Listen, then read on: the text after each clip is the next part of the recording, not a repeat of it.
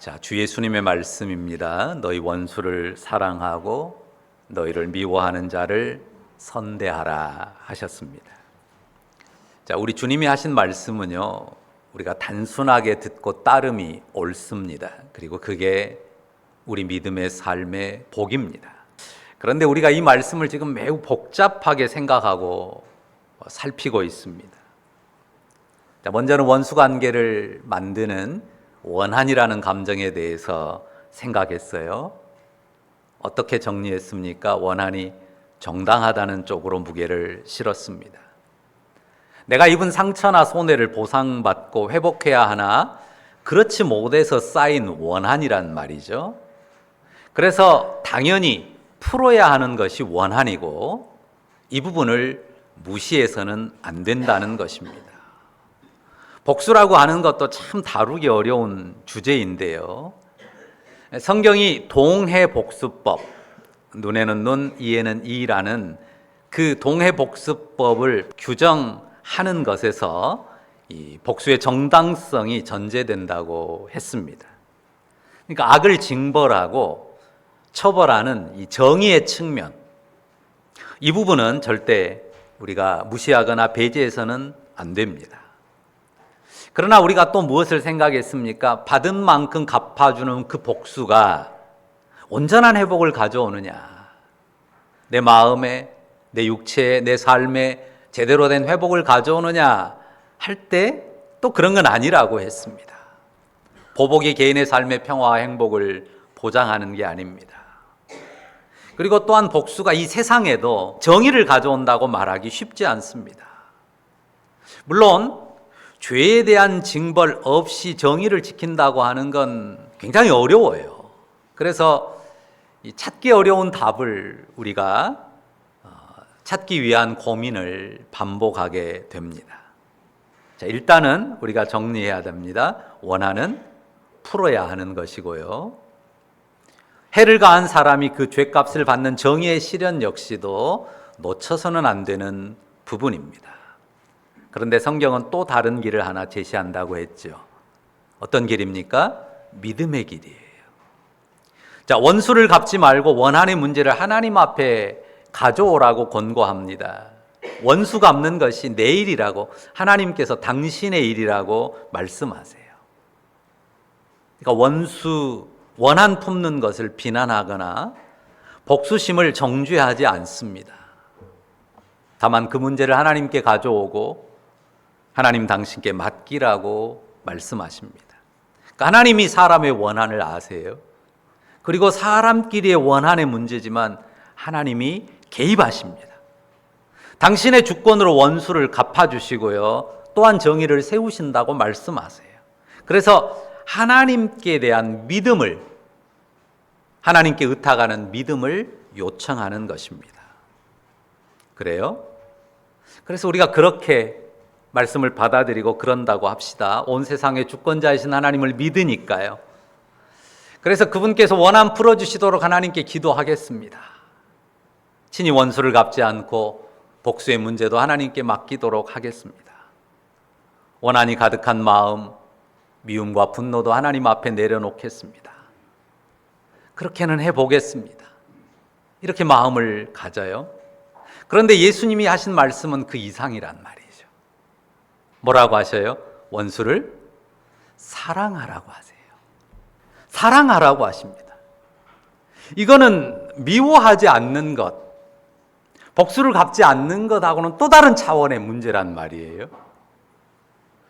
미움과 분노 그리고 적대감은 좀 내려놔 보겠는데요, 적극적인 사랑의 감정, 태도까지 그건 쉽지 않을 것 같습니다. 아마 우리나라의 교회사에 있어서 가장 유명한 목사님 들라면 꼭 이분의 이름이 빠지지 않을 텐데요. 손양원 목사님이라는 분이 계셨어요. 많이 아시죠? 우리나라가 1945년 8월 15일 해방을 맞고 나서 이 굉장히 심각한 대립이 있었잖아요. 소련과 미국이 38선으로 양분해서 신탁 통치를 하면서 좌우의 이념 대립이 아주 심각했습니다. 제주의 4.3 사건이라는 게 있잖아요. 그게 1948년의 일입니다. 1948년 4월 3일. 그러니까 이 사건의 진압을 위해서 이 군대가 여수에서 대기하고 있었어요. 그런데 그 군대에 좌익 침입자들이 있어서 자꾸 사람들을 선동해가지고 결국은 거기서 반란이 일어나게 됩니다. 그래서 그 좌익 세력들이 주도한 그 반란군이 순천을 장악하게 돼요. 그래서 그 좌익에 의해서 우익 인사들이 반동으로 몰리고 많은 사람들이 처형을 당합니다. 물론 다음에 이제 우리 정부군이 들어와서 좌익이 다 쫓겨나고 나면 또 그 가운데서 이 좌익 편에 섰다고 참 억울하게 또 애매하게 희생되는 민간인들도 많이 있었습니다.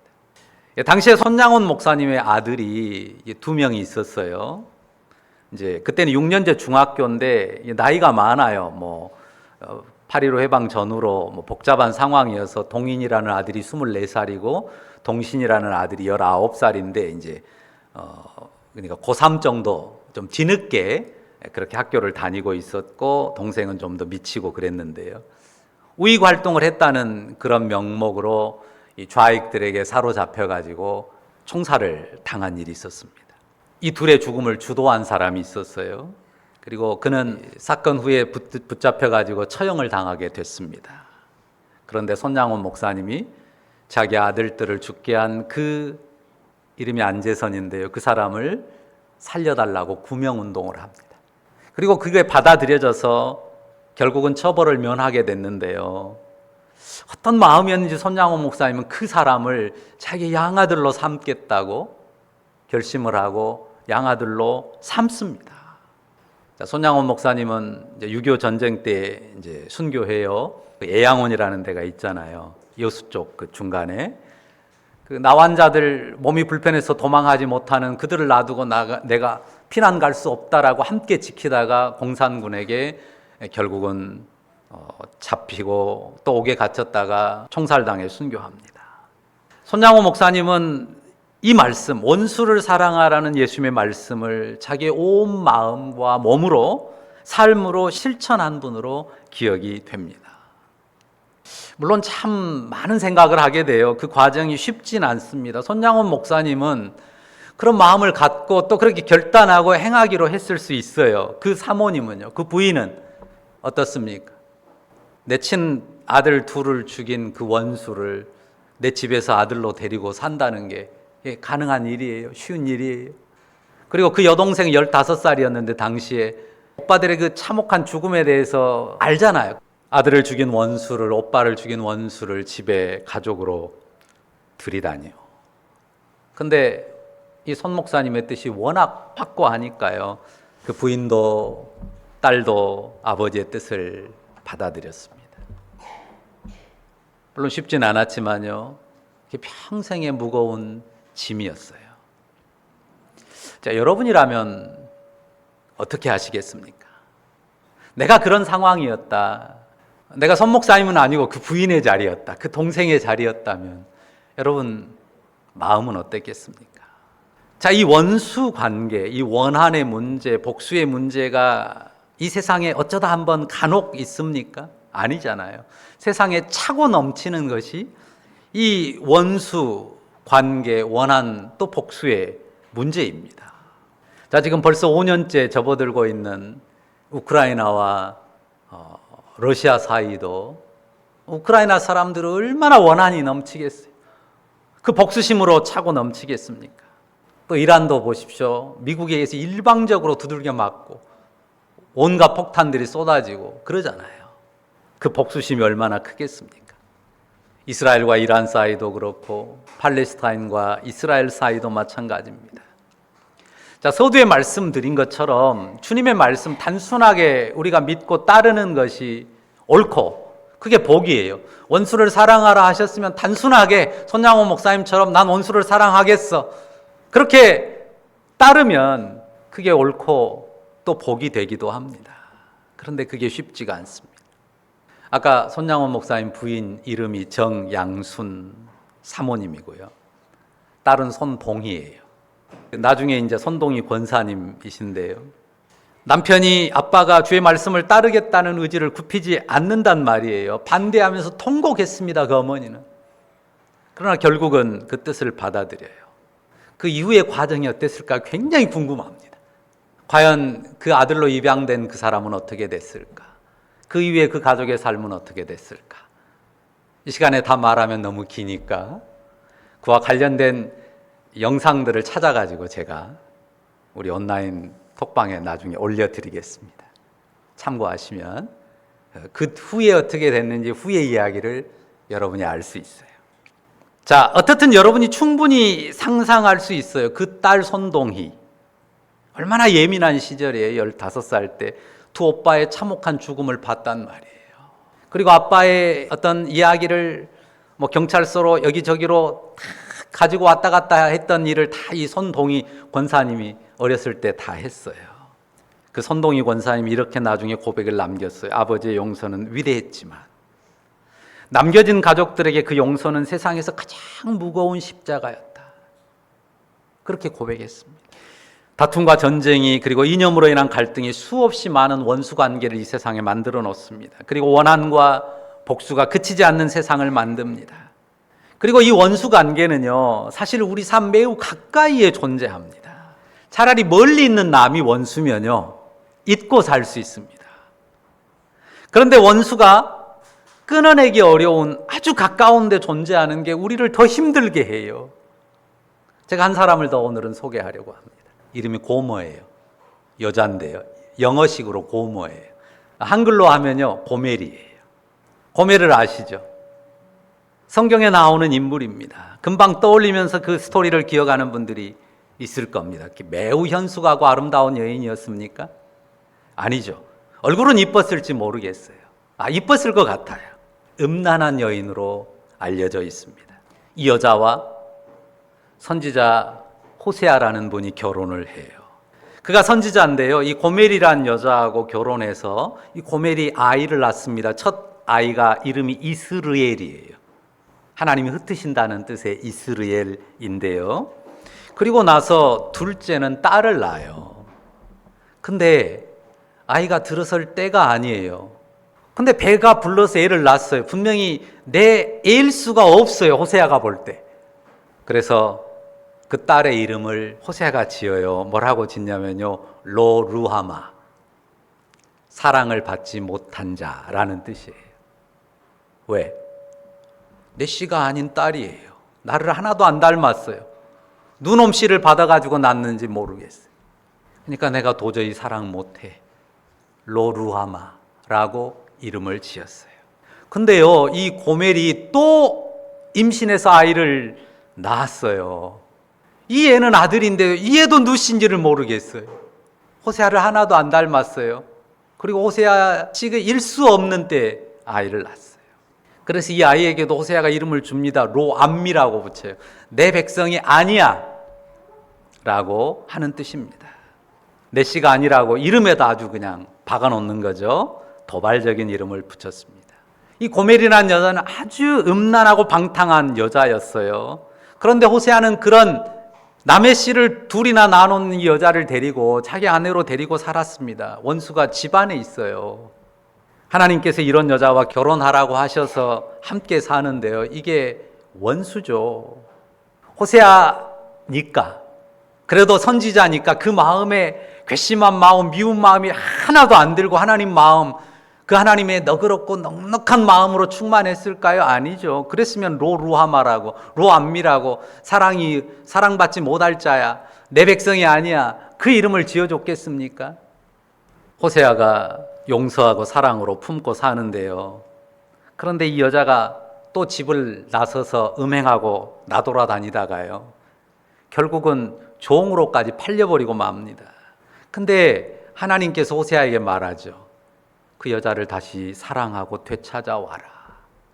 호세아가요, 몸값을 지불하고 그 여인을 다시 데려와서 자기 아내로 맞아서 삽니다. 남편의 사랑을 배신한 여자잖아요. 남의 씨를 놓아놓고도 그런 고멜을 남편이 인내하고 품고 사랑으로 감싸주는데도 또 음란으로 치달아 집 나간 고멜입니다. 이런 여자를 사랑한다고요? 이런 여자를 사랑으로 품는다고요? 이 일을 즐거운 마음으로, 기꺼운 마음으로 행할 수 있습니까? 아까도 물어본 것처럼 호세아니까 그 마음에 아무런 고통도 괴로움도 상처도 없이 이런 일을 행할 수 있었을까요? 아니죠. 그럼에도 불구하고 내치지 않았고 버리지 않았습니다. 하나님의 명을 따라서 그 여인을 자기 아내 자리에 두고 사랑하려고 했습니다. 음욕을 쫓아서 도망치고 비참하게 된 고멜을 값을 주고 되사오기까지 했고 다시금 자기 아내 자리로 맞아들였습니다. 왜죠? 하나님께서 그런 음란한 여인인 고멜을 사랑하라고 하셨기 때문입니다. 그 가슴 저미는 서글픈 사랑으로 하나님의 마음을 이스라엘 가운데 보여주어야 했기 때문입니다. 그러니까 이 일은 호세아가 선지자로서 아주 특별하게 감당할 사명이었습니다. 하나님께서는 고멜을 통해서 이스라엘 자손의 영적인 음란을 보여주시기를 원하셨고요. 이스라엘이 사랑받을 자격이 없는 로루함, 하나님의 백성이라 일컬음 받을 수 없는 로암미, 하나님 앞에 내쳐질 수밖에 없는, 어둠으로 팔려갈 수밖에 없는 백성임을 알리셨습니다. 그러나 그런 이스라엘을 여전히 자기 백성으로 품고 용납하시는 하나님의 아픈 사랑을 이 호세아를 통해서 그 백성 가운데 선포하신 겁니다. 사람마다 사랑의 꿈이 있습니다. 아름다운 사랑 안에서 그리는 행복이 있어요. 여러분 다 사랑의 꿈이 있잖아요. 여러분이 그리는 아름다운 사랑 안에서 행복의 그림이 있습니다. 지금 내 삶이 어떻든 간에 내 삶이 초라하고 보잘것없고 별 볼 일 없는 삶이라도 여전히 가슴에 담은 행복과 사랑의 꿈이 있다고요. 그 사랑의 꿈, 행복의 꿈 소중합니다. 응원합니다. 자, 주 예수님은 우리가 갖는 사랑의 꿈, 그 행복의 꿈을 모두 다 버리기를 원하실까요? 한번 생각해 보십시오. 주 예수님께서는 우리가 그런 사랑의 꿈 같은 거, 아름다운 행복의 그림 같은 거 다 그냥 내동댕이 치고 버리기를 원하실까요? 그래서 그 참혹한 아픔을 안겨준 원수라도 사랑해라 이렇게 말씀하실까요? 아닙니다. 예수님은 요한복음에서도 선포하신 것처럼 선한 목자로 오셨고요. 양들로 하여금 생명을 얻게 하고 더욱 풍성히 얻게 하기 위해 오신 주님인 줄 믿습니다. 그런 주님이에요. 하나님의 아들로서 우리를 위해서 우리에게 영원한 행복과 사랑을 되찾아 주려고 오신 분입니다. 우리가 그 주님을 믿습니다. 여러분의 사랑의 꿈, 여러분의 행복의 소망은 매우 소중합니다. 그러나 우리가 먼저 알 것은 우리가 하나님의 원수된 백성이라고 하는 사실입니다. 하나님의 사랑을 등졌고 죄와 탐욕에 물든 음란한 백성이라는 사실입니다. 하나님이 사랑할 수 없고 하나님이 내 백성이 아니라고 내칠 수밖에 없는 인생입니다. 호세아로 하여금 음란한 고멜을 품게 하신 그 사랑이 그런 초라한 우리를 향한 하나님의 가슴 아픈 사랑입니다. 하나님께서 수많은 선지자들을 이스라엘에 보내셨어요. 그런데 이스라엘이 어떻게 했습니까? 여기 누가복음 6장에서 예수님 말씀하신 것처럼 그들을 이스라엘의 조상들이 욕하고 대적하고 내동댕이 쳤습니다. 그런 이스라엘이었어요. 그러니까 하나님 사랑의 메신저를, 하나님의 사랑을 전하는 선지자들을 이스라엘이 박해했단 말이죠. 그러니까 23절에 그들의 조상들이 선지자들에게 이와 같이 하였느니라 하신 그대로입니다. 그래 27절에 시작하는 접속사가 그러나예요. 그러나, 이 그러나가 바로 이스라엘의 조상들이, 이스라엘 백성들이 선지자들을 대적하고 박해했던 그 내용에 대한 역접입니다. 사람들이 선지자를 박해했지만 그러나 너희는 선지자 같은 너희를 박해하는 원수를 사랑하라는 것이 예수님의 말씀입니다. 그러니까 조금 좁혀보면요, 어떤 사랑입니까? 선지자로서 하나님 사랑을 나타내는 사랑이에요. 조금 좁혀서 말하면 선지자의 자리에서 선지자처럼 박해를 받더라도 변함없이 하나님의 사랑을 나타내는 바로 그 사랑입니다. 하나님을 배반하고 등진 인생을 사랑하신 하나님 사랑을 나타내는 사랑이에요. 정말 가슴 아픈 사랑이고요. 그 뼈아픈 고통을 감내하는 사랑입니다. 거듭 반복합니다. 우리는 이 사랑을 절대로 쉽게 가볍게 말할 수 없습니다. 그러나 우리가 확실히 기억하고 분명히 말해야 될 것은 있어요.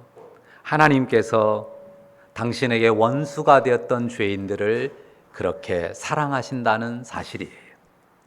하나님이 당신에게 원수가 된 죄인들을 그렇게 사랑하신다는 사실입니다. 그러니까 원수 사랑의 도리는요, 그 사랑의 토대에서 품는 거예요. 하나님이 당신에게 원수된 죄인들을 이같이 사랑하셨다고 하는 그 하나님의 사랑에 대한 믿음, 그 믿음의 토대에서 품는 것이 원수 사랑입니다. 이 사랑을 알고 이 사랑을 따르는 것이에요.